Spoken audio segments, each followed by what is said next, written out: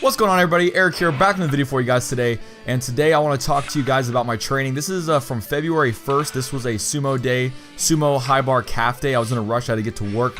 But the weight was moving very, very easy. I got 275 on the bar for, I think, 7 sets of 5. I don't put all the sets in here just because it's obviously really repetitive. It's the same thing over and over again. But I've got some really good news when it comes to my actual sumo pulling.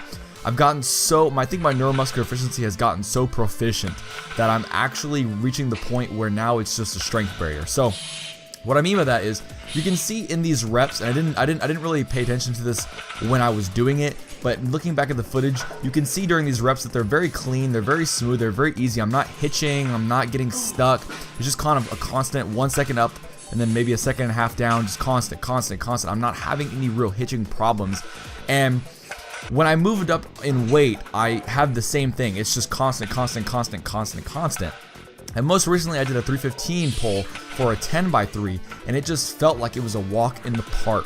So I'm very excited to announce that I'm probably going to be lifting a lot heavier when it comes to sumo, and that's awesome for me and my channel because I know that I'm capable of doing amazing things with my training.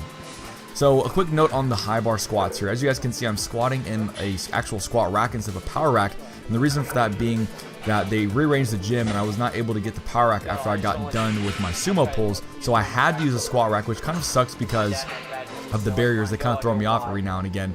But another thing you guys may have noticed is I actually don't have my squat shoes on, and I've noticed that my dorsiflexion has become so proficient and so well developed that when I wear my squat shoes, I over exaggerate pushing out my knees. And that's not a good thing. I've actually had some very slight patella tendon inflammation or runner's knee because I've been overextending the actual quadriceps way too much beyond the point of necessity. And so I think because of that, I'm going to start squatting in basically a heel-less or as close to natural shoe as I possibly can.